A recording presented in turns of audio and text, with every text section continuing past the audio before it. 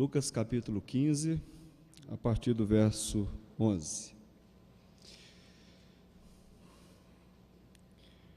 O cântico que os irmãos cantaram agora diz que não importa quem você é, não importa também o que você fez, mas o que importa é o amor de Deus e o relacionamento que você tem com Ele, o relacionamento que nós temos com Ele. Baseado nisso, meus irmãos, vamos ler o texto. Verso 11. Continuou, certo homem tinha 2 filhos. O mais moço deles disse ao pai: Pai, dá-me a parte dos bens que me cabe. E ele lhe repartiu os haveres. Passados não muitos dias, o filho mais moço, ajuntando tudo o que era seu, partiu para uma terra distante, e lá dissipou todos os seus bens, vivendo dissolutamente. Depois de ter consumido tudo, sobreveio àquele país uma grande fome, e ele começou a passar necessidade. Então ele foi e se agregou a um dos cidadãos daquela terra, e este o mandou para os seus campos a guardar porcos. Ali desejava ele fartar-se das alfarrobas que os porcos comiam, mas ninguém lhe dava nada. Então, caindo em si, disse: Quantos trabalhadores de meu pai têm pão com fartura, e eu aqui morro de fome? Levantar-me-ei e irei ter com o meu pai, e lhe direi: Pai, pequei contra o céu e diante de ti, já não sou digno de ser chamado teu filho, trata-me como um dos teus trabalhadores. E levantando-se, foi para seu pai. Vinha ele ainda longe, quando seu pai o avistou, e compadecido dele, correndo, o abraçou e beijou. E o filho lhe disse: Pai, pequei contra o céu e diante de ti, já não sou digno de ser chamado teu filho. O pai, porém, disse aos seus servos: Trazei depressa a melhor roupa, e vestiu. Ponde-lhe um anel no dedo e sandálias nos pés. Trazei também e matai o novilho cevado. Comamos e regozijemo-nos, porque este meu filho estava morto e reviveu, estava perdido e foi achado. E começaram a regozijar-se.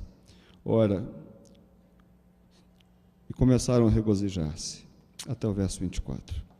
Oremos. Pai,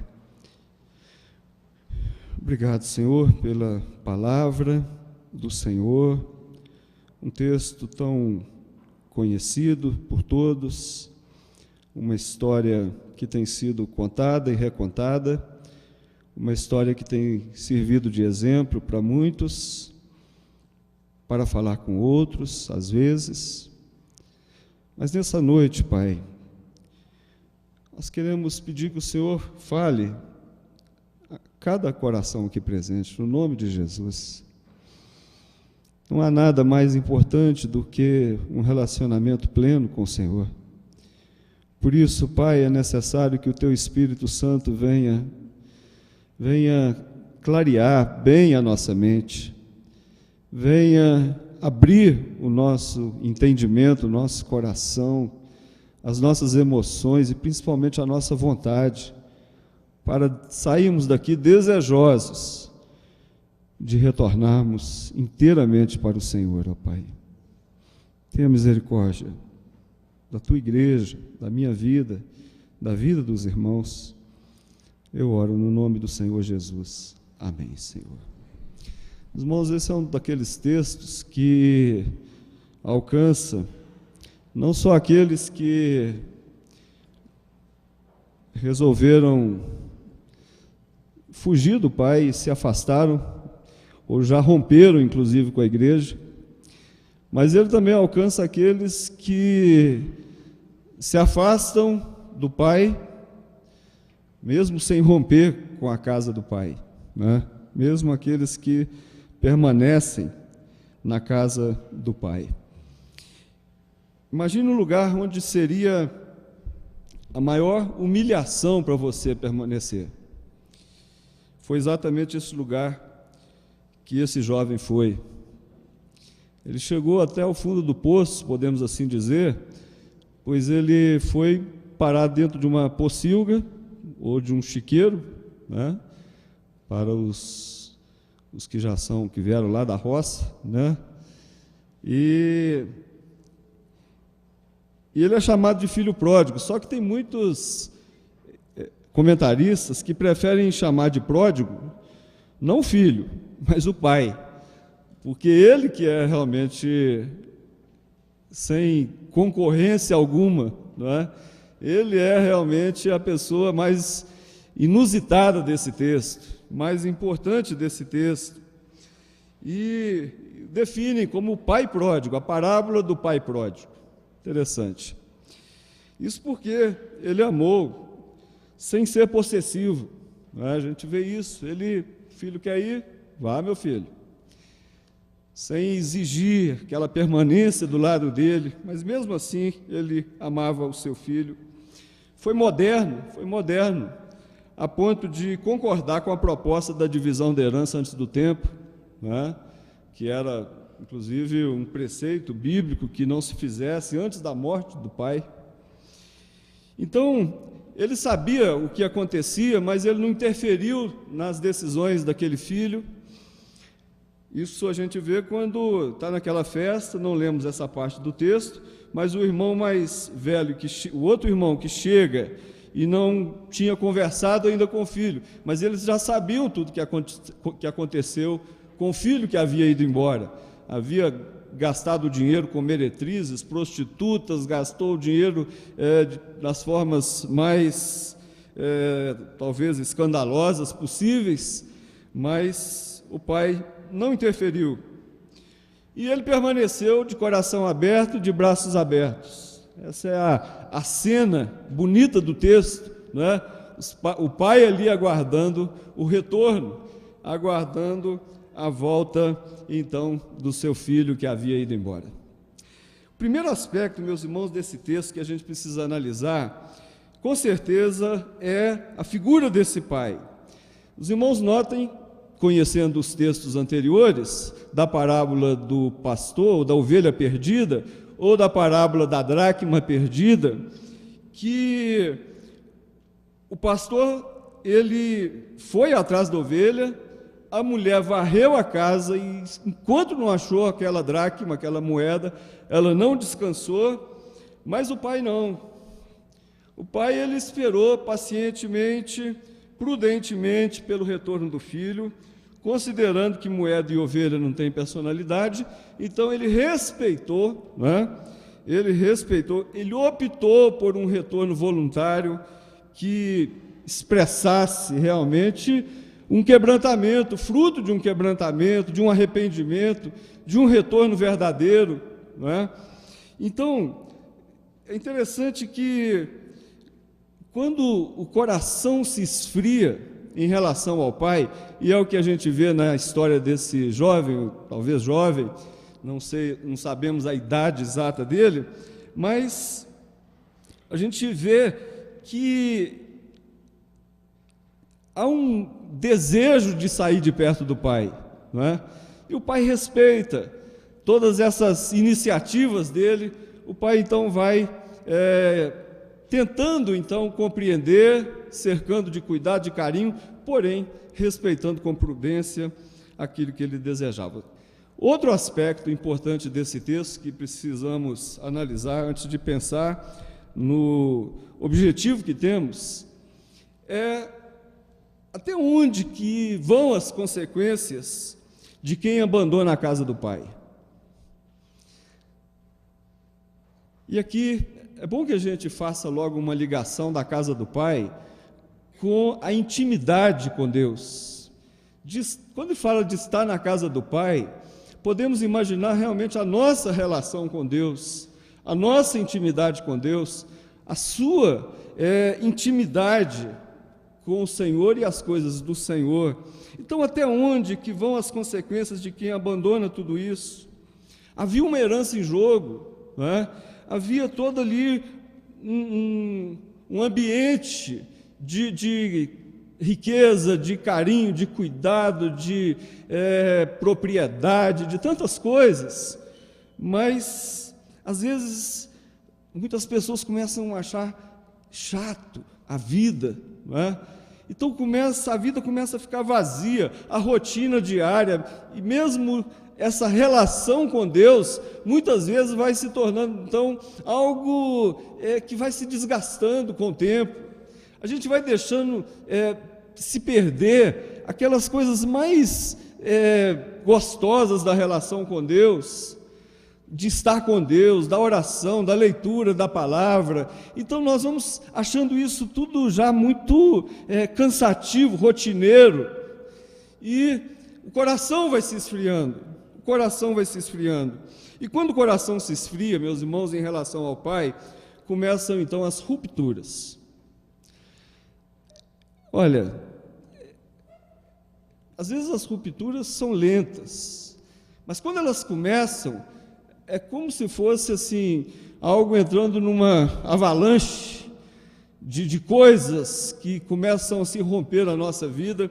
Às vezes a família, né, é a primeira que sofre, os relacionamentos sofrem, esse nosso rompimento com o Pai, esse nosso rompimento com Deus.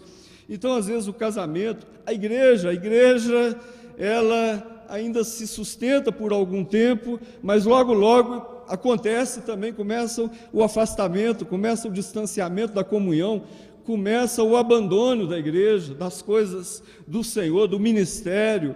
Eu já não tenho tanto tempo para fazer isso, não dá para fazer aquilo, então eu me limito a ficar no banco da igreja, e depois as rupturas vão aumentando até chegar num abandono completo. Às vezes, os estudos, há muitas pessoas, há muitos jovens que num rompimento com Deus perdem o rumo e rompem com aquilo que às vezes são sonhos antigos. E o estudo fica de lado, é abandonado, a carreira é abandonada e muitas coisas desse tipo. E por último, o rompimento com amigos.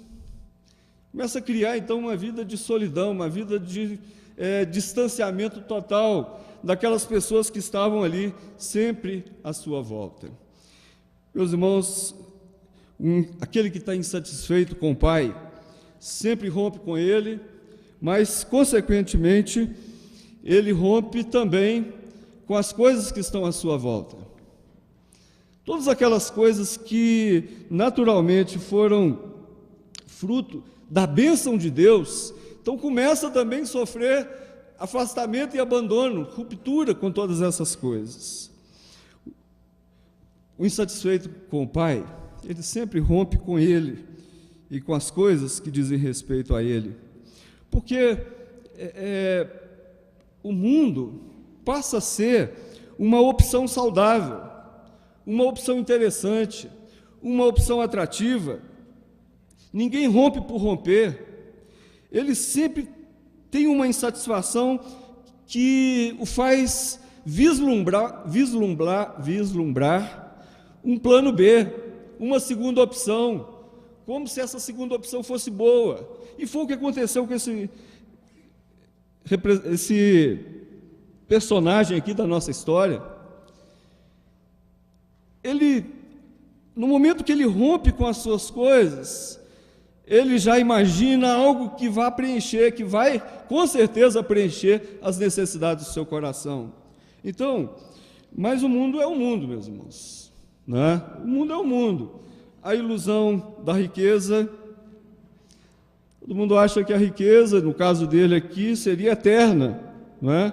Mas se não repor, acaba. Se rompe com o Pai e a mesada não continua sendo depositada lá, acaba. Tem que trabalhar, tem que estudar, tem que ter sonho de crescer, de desenvolver, não é? Então, os amigos falsos, interesseiros, a depravação que aumentava a cada dia, foi o que aconteceu com ele, a Bíblia fala muito bem disso, um abismo vai chamar o outro, não tem jeito, nunca você vai ficar naquele ponto que você estabeleceu. Tem muita gente que fala, muitas vezes, a respeito de bebida, droga e outras coisas, que, não, eu tenho controle sobre isso, a hora que eu quiser eu paro, né? Não, eu bebo até o tanto que eu quero. Mas, meus irmãos, não é assim, a Bíblia já disse que não é assim. não é? Um abismo vai chamar outro, é algo crescente, e foi o que aconteceu até chegar no ponto que nós já falamos, que é o ponto da solidão máxima, do sofrimento completo, do afastamento de todos os vínculos que pudessem trazer a ele alegria e trazer àquele jovem também realização pessoal. Meus irmãos, imagine agora onde que ele chegou. Ele foi trabalhar, imagine um judeu cuidando de porcos, né? E tendo um patrão gentio ainda, e um patrão que com certeza considerava que os porcos eram mais importantes do que ele, porque nem a comida do porco ele podia comer, porque senão o porco não ia engordar, né? Então, aquele jovem, ele desrespeitou as leis da economia, da moralidade, da família, da religião, as leis que mantêm uma pessoa dentro daqueles rumos que Deus estabeleceu para ele, aqueles princípios que Deus estabeleceu para que uma pessoa seja bem-sucedida, seja uma pessoa realizada, feliz. Então ele chegou ao fundo do poço, como nós já vimos aqui, e a terceira análise, então, que nós precisamos de fazer nesse texto é ver de que maneira o Espírito Santo trabalha na vida daqueles que se afastam do Pai. Meus irmãos, o Espírito Santo é assim, ele age em nome do Pai, e ele desperta no coração, no nosso coração, no coração do crente, no coração daqueles que são escolhidos pelo Pai. Ele vai atrás, e ele então desperta no coração essas lembranças da casa do Pai, as lembranças de que ele tanto sente falta, que todos sentem falta, e o Espírito Santo, onde nós estivermos, onde você estiver, pode ter certeza que você vai começar a sentir falta da casa do Pai. E o Espírito Santo vai trabalhando, trazendo lembranças sobre o que ele poderia ter lá na casa do Pai. E aquele jovem então começou, lá no fundo do poço, ele começa então a ser despertado do seu sono existencial, e ele começa então a enxergar coisas que realmente ele tinha necessidade naquele momento. Meus irmãos, o que há na casa do Pai que sempre vai fazer falta na tua vida? O que há na casa do Pai, no relacionamento com Deus, que sempre vai fazer falta na vida de uma pessoa? A primeira coisa, queridos, que esse texto fala, é que na casa do Pai tem abraço e tem beijo. Verdade. A hora que ele chegou, foi a primeira coisa que ele recebeu, foi abraço e foi beijo. O Espírito Santo faz você sentir falta do aconchego, da comunhão. O Espírito Santo nos faz ver a necessidade que a gente tem uns dos outros, desse pertencimento, desse envolvimento, dessa comunhão. Meus irmãos, imagine quantas ficadas, quantos abraços, quantos beijos aquele rapaz deu lá nas ruas da vida, que não trouxe nenhuma satisfação para ele, envolvimentos afetivos que não trouxe nenhuma satisfação para aquele rapaz. Olha, tudo sem amor, sem a segurança de alguém que se comprometa de forma integral com ele. Então, olha, a falta que faz a comunhão, o aconchego. O texto usa a palavra abraço, mas essa palavra diz que ele se jogou, ele se lançou nos braços do Pai, porque o Pai o aguardava, e o Pai o beijou. Meus irmãos, a gente foi criado no interior dentro daquela ideia de que homem não beija homem, né? Eu continuo pensando nisso, né? Não mudei. Mas, certa vez, eu acompanhando aqui na igreja, vou citar uma família agora, eu vendo o Sotácio beijando seus filhinhos. Os filhinhos dele é o Serjão e o Maurição, né? Vou usar o ão para mostrar a diferença do tamanho aí. Mas vi aquele homem beijando os seus filhos, casados. Aí foi quando caiu a ficha de que eu não lembrava quando, a última vez, ou quando eu tinha dado um beijo no meu pai. E engraçado que foi assim, interessante, porque sempre tive muita dificuldade no relacionamento com meu pai. E eu coloquei no meu coração de que eu tinha que resgatar isso, né? E me comprometi que a outra vez que eu fosse lá em Belo Horizonte, eu ia dar um beijo no meu pai. Era um desafio para mim. Meus irmãos, e foi o que aconteceu, né? E aquela coisa gostosa de saber que aqueles problemas já haviam sido resolvidos todos, né? E havia comunhão, havia realmente amor, havia aconchego, né? Hoje eu beijo meu filho, casado, barbudo, né? Meus irmãos, o Espírito Santo também nos faz lembrar uma outra coisa. Ele nos faz sentir, ou ele nos faz lembrar que na casa do Pai tem roupa nova, tem roupa limpa. O Espírito Santo faz você sentir falta da pureza. Sabe aquela roupa com cheiro de porco, com cheiro de mundo? Aquela roupa que está impregnada de culpas, está impregnada de coisas que te envergonham, impregnada de coisas que você faz, muitas vezes na calada da noite, e que você não tem coragem de compartilhar com as pessoas. Então, na casa do Pai tem roupa limpa, tira essa roupa, traga uma roupa nova para Ele. Meus irmãos, esse cheiro de pureza, esse cheiro de santidade, é próprio de Deus, é próprio daqueles que têm relacionamento com Deus, que têm relacionamento íntimo com o Pai, que está na casa do Pai. Meus irmãos, a gente, quando está na casa do Senhor, na intimidade, na santidade de Deus, a gente não aguenta mais o cheiro do mundo, as coisas do mundo, e a Bíblia diz isso: aquele que ama o mundo, o amor do Pai não está nele. Então, tem que ter retorno para colocar roupa limpa. Mas o Espírito Santo ainda fala uma outra coisa, nos faz lembrar que na casa do Pai tem anel. Traga um anel, coloque um anel no dedo dele. O Espírito Santo faz você sentir falta da identidade, a sua identidade de filho. Alguém que se perdeu. Vejo pessoas que se tornam irreconhecíveis longe de Deus.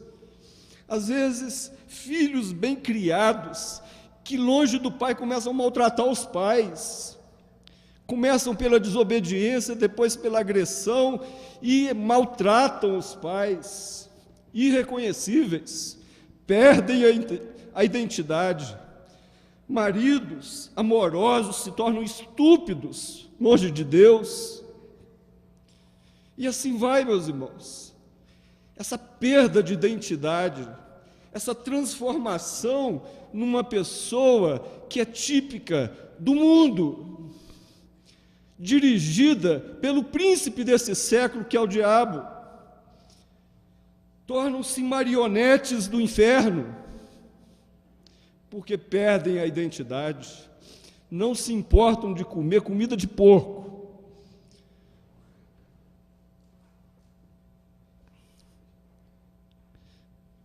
Meus irmãos, ele recebeu o anel da filiação. O anel tinha um brasão da família, era como se fosse um selo. Todo mundo que olhava aquele jovem agora com o anel da casa, sabia que ele fazia parte ali, tinha autoridade sobre tudo, era filho do pai.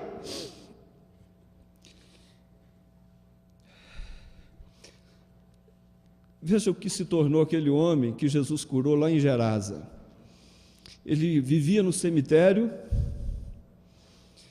ele pegava a pedra e se cortava, ele tirava a roupa, ficava nu, correndo para todo lado, dormindo ali no meio daquelas sepulturas. Meus irmãos, alguém que perde a identidade, então tem necessidade desse selo da família, e o retorno resgata essa identidade da família. O Espírito Santo ainda faz lembrar mais uma coisa, queridos. O Espírito Santo nos faz lembrar que na casa do Pai tem sandália. Tem sandália.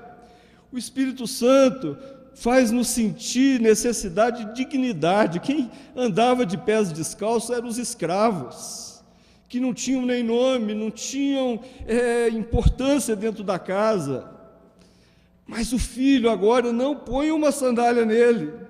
Ele podia agora andar de cabeça erguida.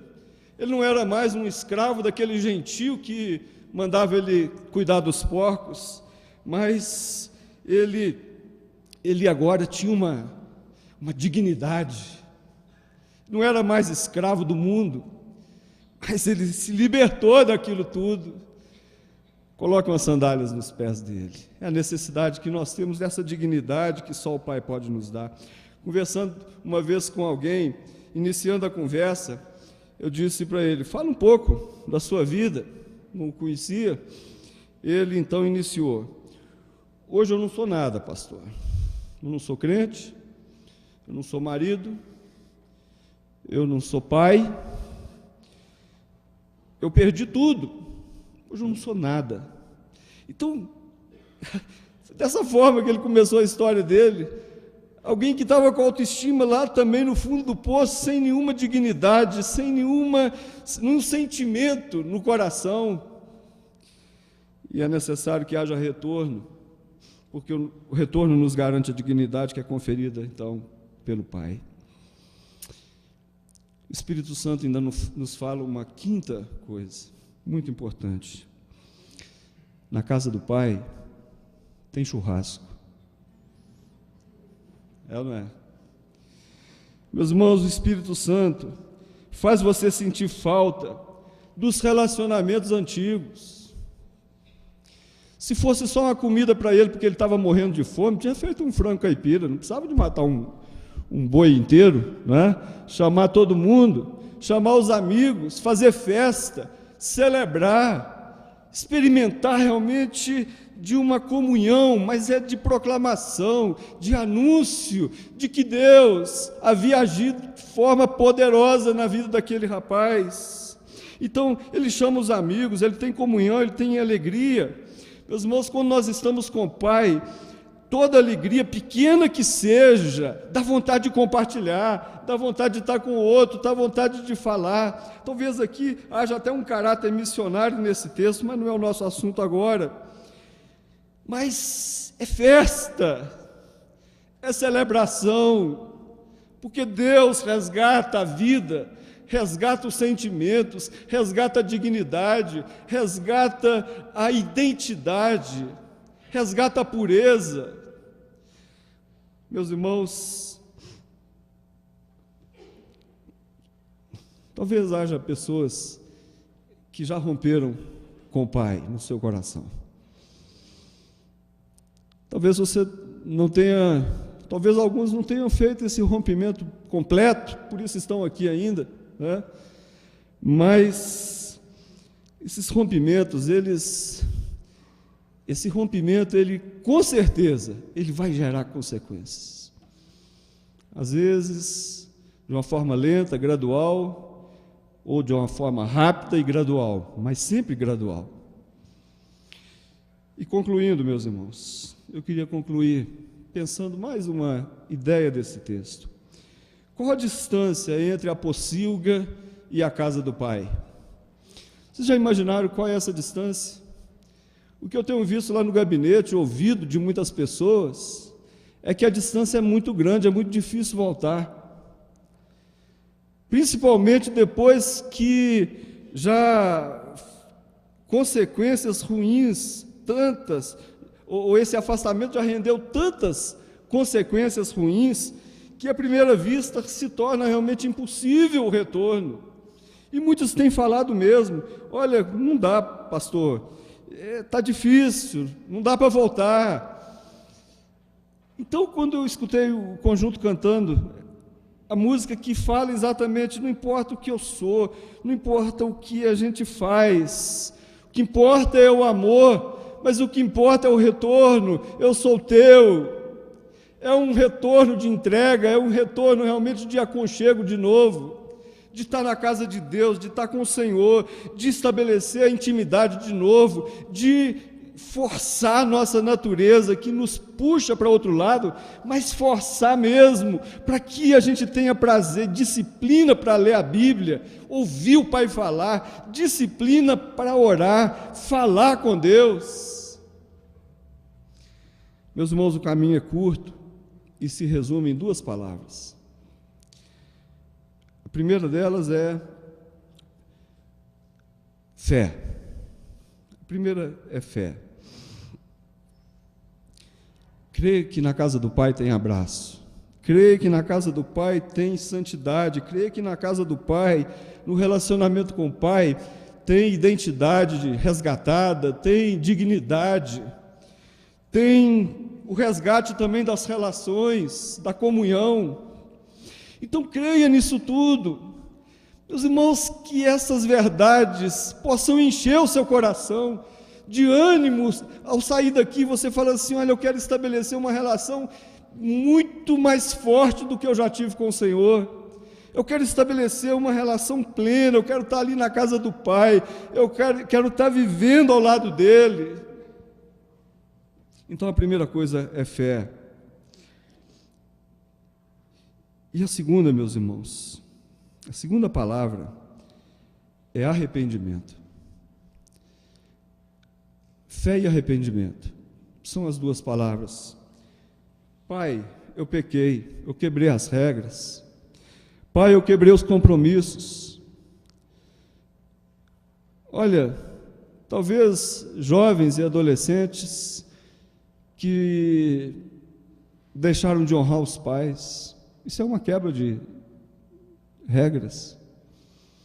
Talvez os seus compromissos que você já não cumpre na casa do Pai, isso é uma quebra. Uma quebra. Então, é necessário que a gente faça uma reflexão. Aonde que eu perdi o caminho de casa? Foi aonde que eu deixei o primeiro amor? Foi aonde que eu me afastei, então, do Senhor? É fundamental que a gente faça essa análise pessoal, porque não tem retorno se não houver arrependimento. Meus irmãos, não adianta você resgatar laços com pessoas, seja quem for, ou não adianta você resgatar os seus laços com a estrutura, que seja até a igreja. Não adianta você resgatar esses laços se você não resgatar os seus laços com o Pai. E esse caminho, ele é curto, pela fé e pelo arrependimento, porque ele é trilhado com o Senhor Jesus, quando o Senhor Jesus toma sobre si os nossos pecados. Aí as coisas mudam. Por isso que a nossa fé é cristocêntrica. Não tem jeito de eu fazer essa caminhada, essa volta, esse retorno sozinho, porque eu não dou conta dos meus pecados. Você não vai dar conta das suas culpas, você não vai dar conta daquilo que você já fez e que te envergonha. Ninguém dá conta. Por isso que hora que passa na frente da igreja ali, morre de vergonha e fala assim: ai, que uma tristeza, podia ter entrado, mas não tem nem coragem de entrar mais. Abre a Bíblia e fala assim: Senhor, não tem nem coragem de ler o que o Senhor está falando. Fecha o olho, não tem coragem de fazer uma oração, porque nós não damos conta do nosso pecado. É Jesus que tem que tomar esse peso sobre ele, e ele faz. Aleluia. Ele faz. E esse caminho, então, é um caminho de retorno, de vitória, de recomeço, de recomeçar uma vida com Deus, de intimidade. Então, meus irmãos, O profeta Isaías, ele fala de uma forma simples: volte-se para o nosso Deus, Ele é rico em perdoar. Deixe o perverso o seu caminho, deixe o pecador as suas faltas, e converta-se, faça um retorno, converta-se ao Senhor, Ele se compadecerá de ti. Meus irmãos, começa a abrir então diante de nós uma outra vida, porque os pensamentos e os caminhos de Deus são mais altos do que os nossos caminhos e pensamentos.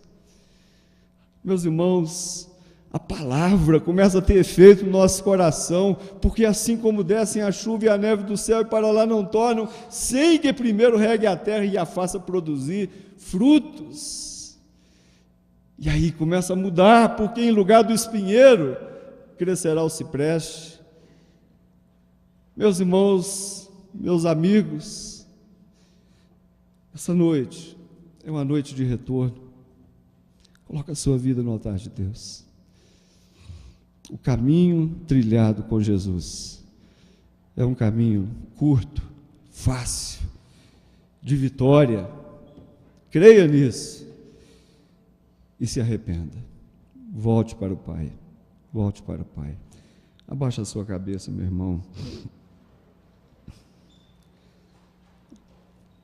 Abaixa a sua cabeça.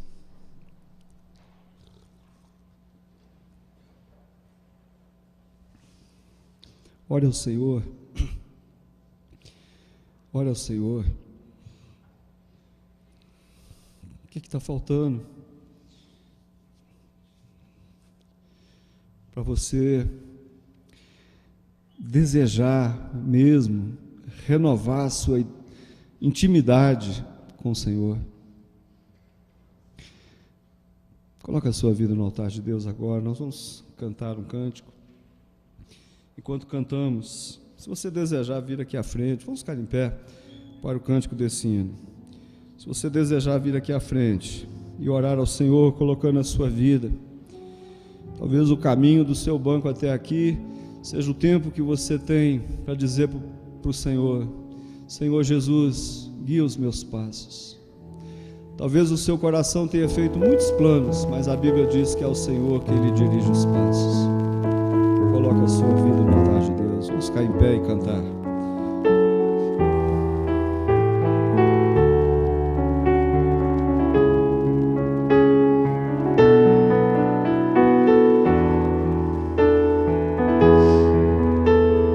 Vem, Senhor, minha vida oferecer.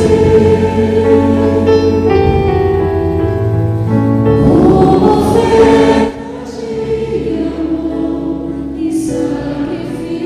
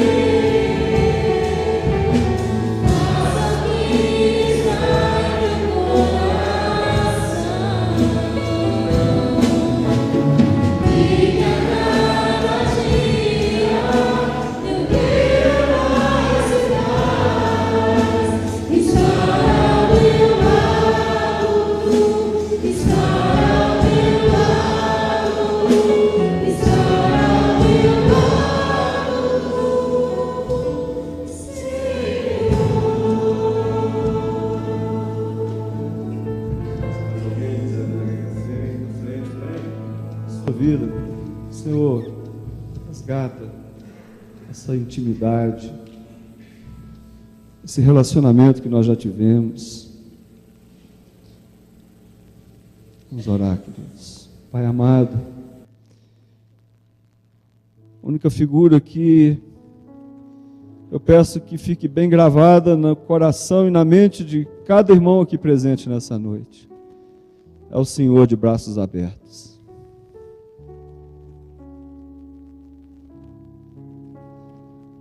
Aquele que abraça, aquele que beija, aquele que nos vê de roupa suja, mas troca a nossa roupa, em Cristo Jesus lava os nossos pecados.